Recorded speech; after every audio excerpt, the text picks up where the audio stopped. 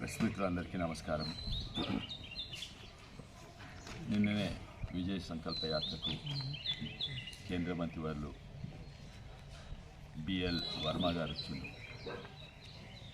దీనికి అంత ప్రాముఖ్యత ఒక కేంద్ర మంత్రివర్యులు రావడం, అట్లనే మాజీ అధ్యక్షులు ఎంపీ బండి సంజయ్ గారు వచ్చింది, వెంకటరమణారెడ్డి గారు, ఏవిఎన్ రెడ్డి గారు, తను చేవెళ్ళ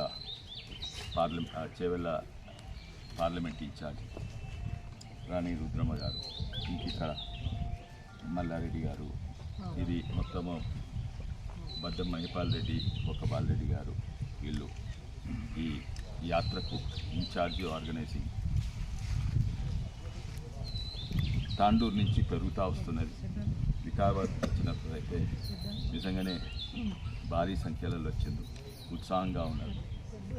ఇదే మేము కంటిన్యూ అయితే అనుకుంటాం, పరిగి పోతుంది, నస్కల్ లాగుకుంటాం. దాని తర్వాత రాకంచర్ల ఆగి మన్నెగూడ పోయి అక్కడి నుంచి చేవెళ్ళకు పోతుంది.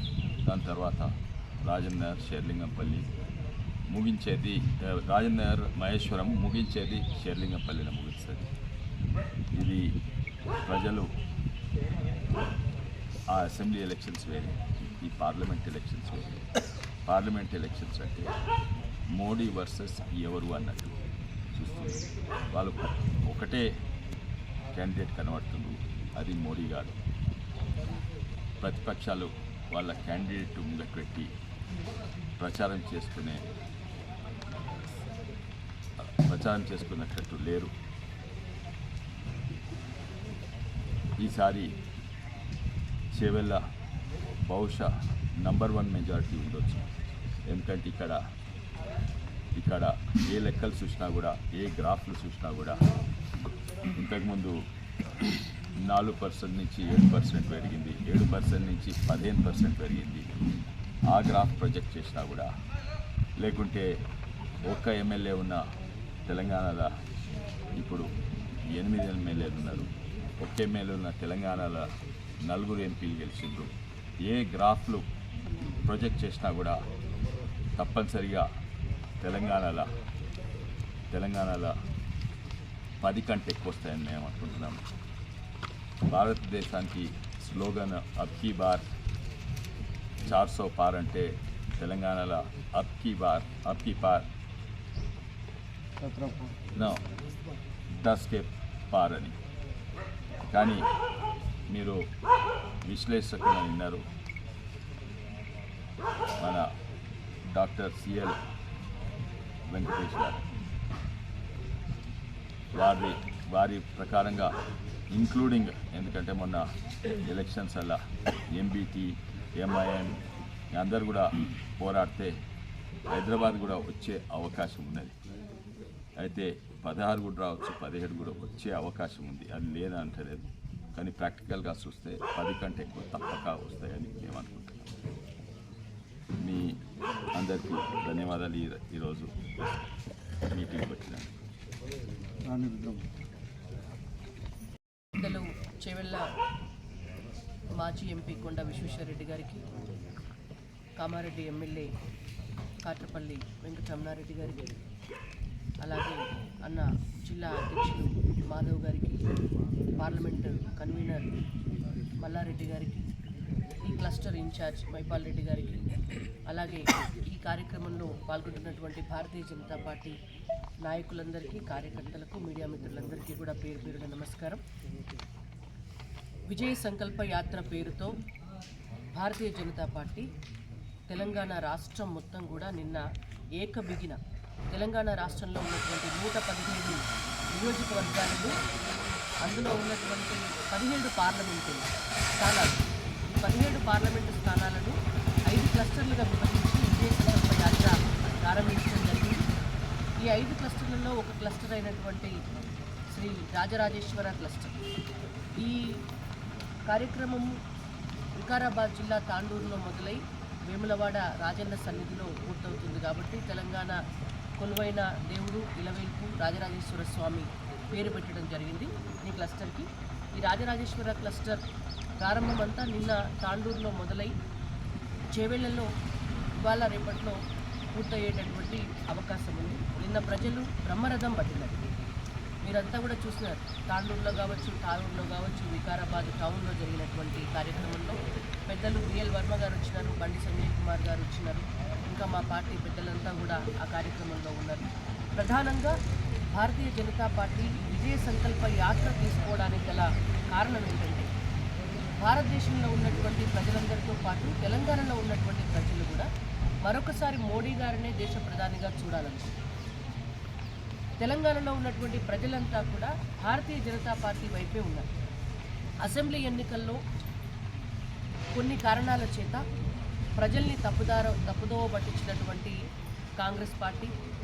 కాంగ్రెస్ పార్టీ అనుకూల మీడియా చేసిన కొన్ని విష ప్రచారాల మూలంగా భారతీయ జనతా పార్టీకి అధికారంలోకి వచ్చేటటువంటి అవకాశం కొంత కోల్పోయి ఉండొచ్చు. కానీ ఇందాక సుషారెడ్డి గారు చెప్పినట్టుగా మా ఓట్ బ్యాంక్ అనేటువంటిది చాలా పెద్ద ఎత్తున పెరిగింది. 8 అసెంబ్లీ స్థానాలను ఎవరు ఊహించని స్థానాలను కూడా మేము గెలుచుకున్నాం. దాన్ని బట్టి అర్థమయ్యేది ఏంటంటే ప్రజలు భారతీయ జనతా పార్టీ వైపే ఉన్నారు.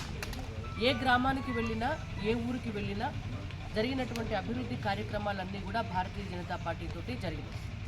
ఊళ్ళల్లో రోడ్లు వేసినా, లైట్లు పెట్టినా, శ్మశాన వాటికలు కట్టినా, గ్రామ పంచాయతీలకు నిధులు ఇచ్చినా, అక్కడ ఉన్నటువంటి ఉపాధి హామీ డబ్బులైనా, రేషన్ బియ్యమైనా, ముద్రా లోన్లైనా, ఉజ్వల గ్యాస్ కనెక్షన్లైనా, రైతు కిసాన్ సమ్మాన్ నిధి అయినా, రైతులకు ఇచ్చేటటువంటి సబ్సిడీలైనా ఏవైనా కూడా ఇవాళ నరేంద్ర మోడీ గారు ఆఖరి పౌరుడి వరకు కూడా భారతీయ జనతా పార్టీ కేంద్ర ప్రభుత్వం ఇస్తున్నటువంటి సంక్షేమ పథకాలు అందాలనేటువంటి ఉద్దేశంతో, పరిపాలన అనేటువంటిది పారదర్శకంగా ఉండాలనే ఉద్దేశంతో పైనుంచి కింది దాకా కూడా ప్రతి ఒక్క వ్యక్తిని ఏదో ఒక రకంగా లబ్ధిదారులను చేసినారు.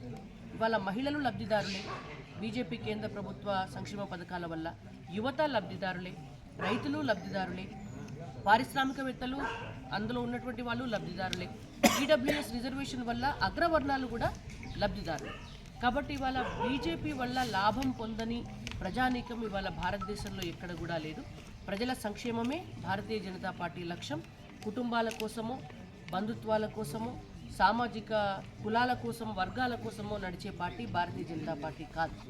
బీజేపీ ప్రజల కోసం కష్టపడి పనిచేసేటటువంటి కార్యకర్తల కోసం పనిచేసేటటువంటి పార్టీ. కాబట్టి మరొకసారి దేశాన్ని అభివృద్ధి పదంలో తీసుకెళ్లాలంటే, దేశ అభివృద్ధిలో భాగంగా తెలంగాణ రాష్ట్రం కూడా అభివృద్ధి పదంలోకి రావాలంటే మరోసారి మోడీ గారి ప్రధానమంత్రి అయితేనే అది సాధ్యమవుతుంది. కాబట్టి గతంలో 4 స్థానాలు ఇచ్చారు తెలంగాణ ప్రజలు. 4 స్థానాలు ఇస్తే 9 లక్షల కోట్ల రూపాయలు తెలంగాణకు కేంద్ర ప్రభుత్వం నుంచి వచ్చిన నిధులు ఇక్కడికి. ఇవాళ 17 స్థానాలు ఇవ్వమని మేము ప్రజల్ని అభ్యర్థిస్తున్నాము. మేము ప్రజలకు ఏం చేసినామో చెప్పడానికే ఈ యాత్రలు పెట్టి ప్రతి ఒక్కరము కూడా మొత్తం తెలంగాణలో ఉన్నటువంటి ప్రతి పార్లమెంటు సెగ్మెంటు, ప్రతి అసెంబ్లీ సెగ్మెంటు, వీలైన కాడికి మండల కేంద్రాలను కూడా టచ్ చేసి ప్రజలకు మేమేం చేస్తున్నామో చెప్తున్నాం. కాబట్టి ప్రజలు ఆశీర్వదిస్తారని నమ్ముతున్నాము. ప్రజలు భారతీయ జనతా పార్టీతోటే ఉన్నారు. మీరు మరోసారి మమ్మల్ని ఆశీర్వదించి చేవెళ్ల పార్లమెంటు స్థానాన్ని మాకు అందిస్తే ఖచ్చితంగా ఎవరైతే మీరు గెలిపిస్తారో మా ఎంపీ అభ్యర్థి చేవెళ్లకు కావాల్సినటువంటి నిధులన్నీ కూడా కేంద్రం నుంచి తీసుకొని వచ్చి ప్రతి ఒక్క పౌరునికి లాభం జరిగేలాగా ఆ మోడీ గారి ఆశీర్వాదాలతోటి చేస్తారని చెప్పి మీకు మా భారతీయ జనతా పార్టీ తరపున ఈ చేవెళ్ల పార్లమెంటు నియోజకవర్గ ప్రజలందరికీ కూడా మనవి చేస్తూ, మరోసారి చేవెళ్ల గెలిచిన తర్వాత వచ్చి మీ అందరికీ కూడా కృతజ్ఞతలు తెలియజేసేటువంటి అవకాశాన్ని కూడా మాకు ఇవ్వాలని చెప్పి మనస్ఫూర్తిగా మిమ్మల్ని అందరినీ కూడా కోరుకుంటున్నాను. శ్రీ రాజరాజేశ్వర స్వామి విజయ సంకల్ప యాత్ర స్టార్ట్ అయింది. కేంద్ర మంత్రివర్యులు బిఎల్ఎన్ వర్మ గారి బండి సంజయ్ గారు అందరం కలిసి నిన్న స్టార్ట్ చేయడం జరిగింది. ముఖ్యంగా ఇక్కడ ఆలోచించాల్సింది ఏంటంటే, ఈ పార్లమెంటుకు ఇన్ఛార్జిగా ముఖ్యమంత్రి రేవంత్ రెడ్డి గారు తీసుకున్నారు. ఇది చేవెళ్ల పార్లమెంటును ప్రస్తుత ముఖ్యమంత్రి రేవంత్ రెడ్డి గారు మహబూబ్ నగర్ను, చేవెళ్లను 2 తీసుకున్నారు. కానీ రెండింటి దగ్గరలో మా బీజేపీ గట్టి పోటీ ఇస్తున్నది, విజయం కూడా సాధిస్తుంది. ఇది ముఖ్యమంత్రి తెలుసుకోవాల్సిన విషయం ఉంది. ఎందుకంటే ఆల్రెడీ ఒకసారి ఓటమి పాలై కామారెడ్డి నుంచి వచ్చారు. మళ్ళీ ఇప్పుడు ముఖ్యమంత్రి స్థాయిలో ఉండి ఆయన పొలిటికల్ ఇన్ఛార్జ్గా ఈ రెండింటిని మహబూబ్ నగర్ను అండ్ చేవెళ్లను తీసుకోవడం జరిగింది. చేవెళ్ళలో మీకు తెలిసిందే ఎలాంటి పరిస్థితి ఉన్నది, గ్రామాల్లో ఏముంది, ఎలా జరిగింది. ఇవాళ ఇంతకుముందు మాజీ పార్లమెంట్ సభ్యులుగా ఉన్నటువంటి విశ్వేశ్వరరెడ్డి గారు ఎలా చేశారు పని, ఇప్పుడు గతంలో ఎంత దగ్గరకు వచ్చిన తర్వాత విజయము చేజారిపోయిందో అందరికీ తెలుసు. ఇకపోతే మహబూబ్నగర్లో అక్కడ యోధులు ఉన్నారు, అరుణ గారు ఉన్నారు. ఖచ్చితంగా అక్కడ కూడా విజయం సాధిస్తాం. అంటే మరొక్కసారి తెలంగాణ ముఖ్యమంత్రి గారికి, కాంగ్రెస్ ముఖ్యమంత్రి గారికి మరొక్క ఓటమి చురక అంటే అవకాశం ఈ 60 రోజుల్లోనే ఉంది. ఇది నిజం. ఇకపోతే చేవెళ్ళలో కాంగ్రెస్ పార్టీకి క్యాండిడేటే లేని పరిస్థితికి వచ్చిన సందర్భంలో పక్క పార్టీల నుంచి అప్పుగా తెచ్చుకున్నటువంటి వ్యక్తి ఇప్పుడు మళ్ళీ పార్టీకి దిక్కుగా నిలబడే పరిస్థితి వచ్చింది. ఇప్పుడు వచ్చే వ్యక్తి పార్టీకే దిక్కు లేకుండా పోతే ఈ పార్టీలోకి వచ్చారు. ఈ పార్టీకి క్యాండిడేట్ దిక్కు లేదు, వచ్చే క్యాండిడేట్కు పార్టీ దిక్కు లేదనే పరిస్థితికి వచ్చింది. ఇవాళ చేవెళ్ళలో ఘన విజయం సాధిస్తున్నాం. ఇంతకుముందు ఉన్నటువంటి మంత్రులు కానీ ఎమ్మెల్యేలు కానీ గత ప్రభుత్వం వాళ్ళు ఏం చేశారో వికారాబాద్ని, తాండూరుని చూస్తుంటేనే అర్థమవుతున్నది.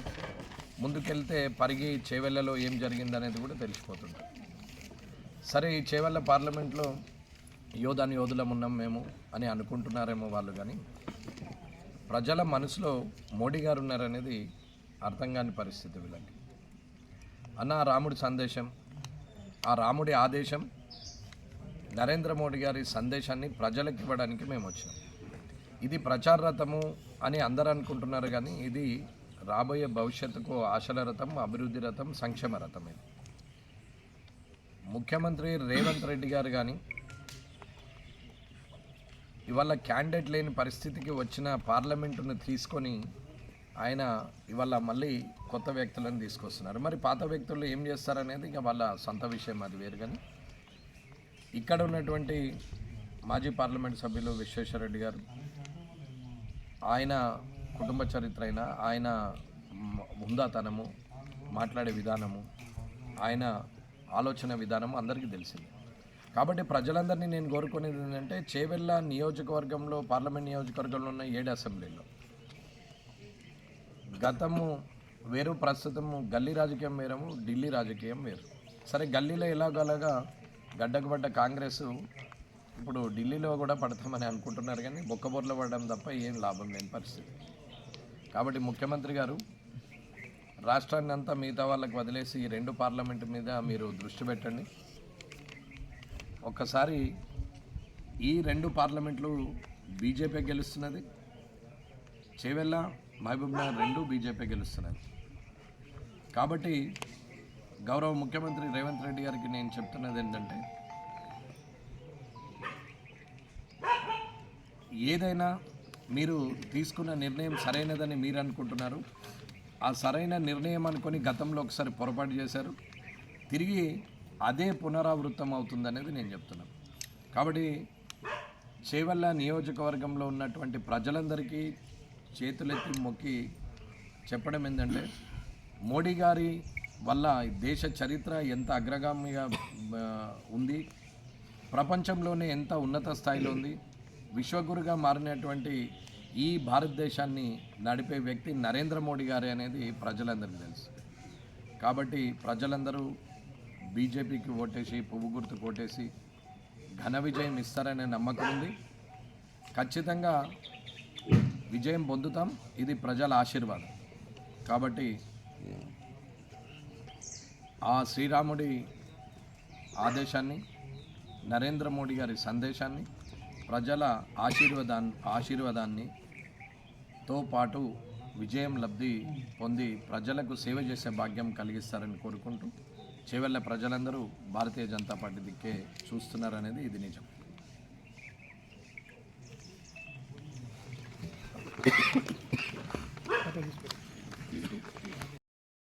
ఇద్దరు రావడం పొరపాటు. మేము ఎక్కడున్నా గెలుస్తామని అహం అంత దూరం తీసుకొచ్చింది. ఇక ముందు ఆ ప్రయత్నము ఫ్యూచర్లో భారతదేశంలోనే ఎవరు చేయరు. ఇక క్రమంగా ఒక నియోజకవర్గాన్ని ప్రజలతో మమేకమై 24 గంటలు అందుబాటులో ఉండి అక్కడే ఉండి డబ్బు లేకున్నా ఖచ్చితంగా విజయం పొందొచ్చు.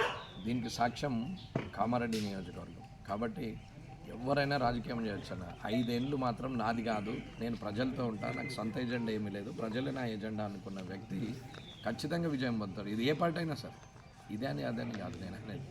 ఒక వ్యక్తి కానీ డబ్బే పరమావధి అనుకుంటారు, అంతేగాని డబ్బును ఎవరు కూడా తీసుకోరు. ఆ డబ్బు గురించి ఆలోచించే ప్రజలు లేరు. లీడర్ కరప్టెడే కానీ పబ్లిక్ కరప్టెడ్ కాదు. ఇది గమనించాలన్నమాట. డబ్బు లేకున్నా ఖచ్చితంగా విజయం పొందొచ్చు. దీనికి సాక్ష్యం కామారెడ్డి నియోజకవర్గం. కాబట్టి ఎవరైనా రాజకీయం చేయొచ్చు అన్న. 5 ఏళ్ళు మాత్రం నాది కాదు, నేను ప్రజలతో ఉంటా, నాకు సొంత ఎజెండా ఏమీ లేదు, ప్రజలే నా ఎజెండా అనుకున్న వ్యక్తి ఖచ్చితంగా విజయం పొందుతాడు. ఇది ఏ పార్టీ అయినా సరే, ఇదే అని అదని కాదు నేను అనేది. ఒక వ్యక్తి కానీ డబ్బే పరమావధి అనుకుంటారు, అంతేగాని డబ్బును ఎవరు కూడా తీసుకోరు. ఆ డబ్బు గురించి ఆలోచించే ప్రజలు లేరు. లీడర్ కరప్టెడే కానీ పబ్లిక్ కరప్టెడ్ కాదు. ఇది గమనించాలన్నమాట.